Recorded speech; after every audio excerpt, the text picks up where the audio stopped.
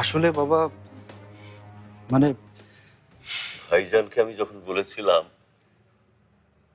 যে ঝুমুরের সাথে তোমার বিয়ে হবে, ভাইজান ভাইজান যে কি খুশি হয়েছিল আমি তোমাকে বলে বোঝাতে পারবো না। ভাইজানের ওই খুশি মুখটা আমার সামনে সারাক্ষণ ভাসে।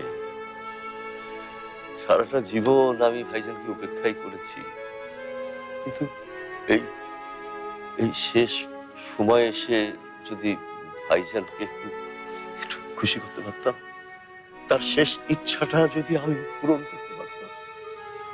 Please please Farhan, please please ভাইসান, তুমি তুমি না করো। বাবা, আমি তোমার এত খারাপ ছেলে না বাবা, যে ঝুমুরকে বিয়ের জন্য আমাকে তোমার প্লিজ বলতে হবে, আমার হাত ধরতে হবে। বাবা, তুমি যা বলবে তাই হবে। ঝুমুরকে আমি বিয়ে করব, ঝুমুরই হবে এবারে বউ।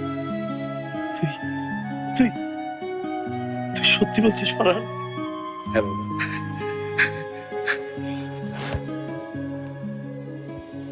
বাবা, ওষুধ খাও।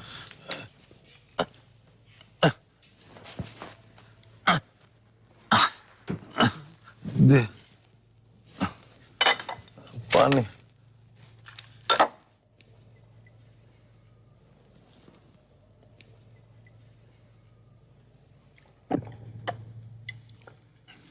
আরে তো চাচা আজ আসেনি? এসেছিল তো, তোমাকে ঘুমাতে দেখে চলে গেছে।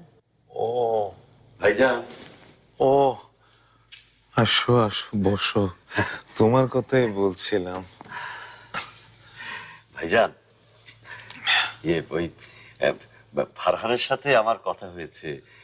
ফারহান ঝুমুরকে বিয়ে করতে রাজি আছে। কি সত্যি? আল্লাহ আল্লাহ, তাহলে ভাইজান, ঝুমুর আমার ঘরের বউ হবে। কিন্তু ভাইজান, কিন্তু আমি ভাবছি যে বিয়েটা মানে আমাদের মধ্যে অল্প কজন লোক নিয়ে হয়ে যাক। পরে আপনি সুস্থ হলে তখন বড় করে অনুষ্ঠান করা যাবে। আপনার কি মত ভাইজান? আমার আবার মত, আমি তো মনে হয় স্বপ্ন দেখছি।